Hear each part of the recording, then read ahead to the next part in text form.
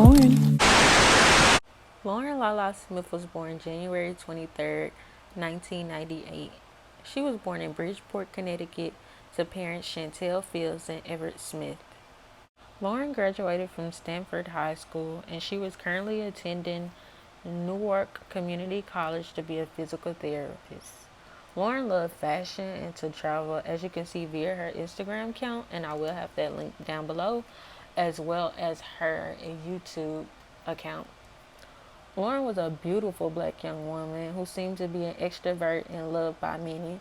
You could tell by her confidence in her photos and in her YouTube videos.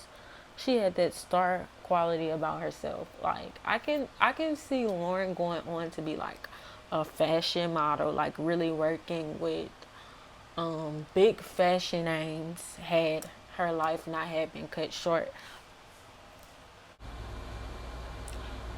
On her YouTube channel, you can see her styling a wig and doing story times. You can tell Lauren was gonna be big on YouTube. Like I can just when you know, like when you see that type of person and you're like, yeah, she's going places. And I really feel that's where Lauren was going. She was going big places. She was in school to be a physical therapist. She had her side business and she was just doing things. She was traveling, living in her best 23-year-old life for it to be cut short. And I'm so sad about that. All my prayers go out to the family. But she was an ambitious young woman and she had so much going on and so much going for herself. It's sad to see that cut short.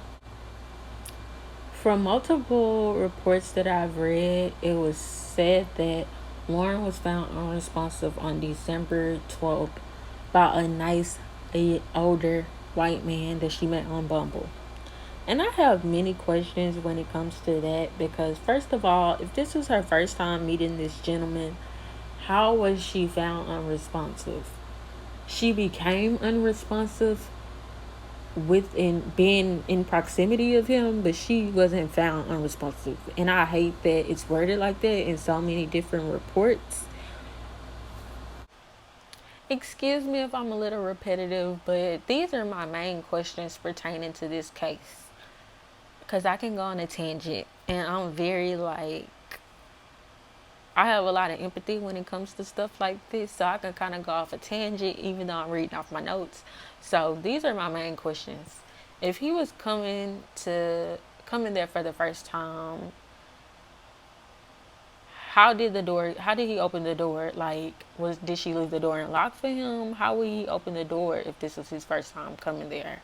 Um, like, was this really their first time meeting?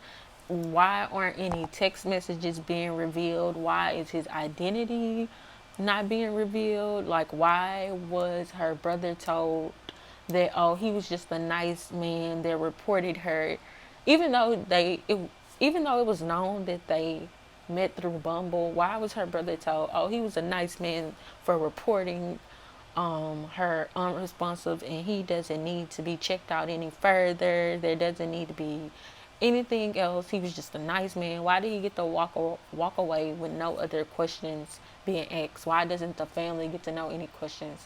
And I'm not sure if the family even knows his identity. I feel like he's someone that has a lot of power in that city, in that state maybe. I feel like he's married. I feel like he's probably a police officer. He probably works for them, or he probably has family within the police department besides him being, white. Yeah. But it's just a lot of things, like cases like this, that just don't make sense when it comes to black women, especially. Like, enough doesn't get checked out, especially in enough time, because it'll be coming up to a month and her family still has a lot of unanswered questions.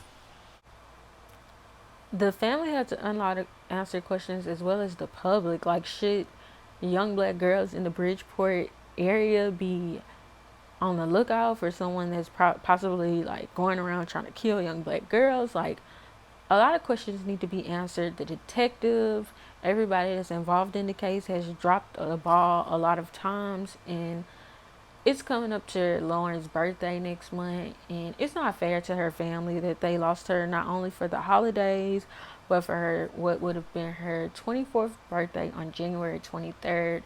So let's just keep the family in our prayers, and I will have a tribute website as well as her Instagram as well as her YouTube link down below, as well as the Bridgeport, Connecticut Police Department. I will have all that linked down below. So if you want to give your condolences, if you can do anything to help, like with anything concerning the case, if you have any tips, if you know anything that can help with her case, please don't hesitate to help. And just keep the Smith and the Everett family in your prayers.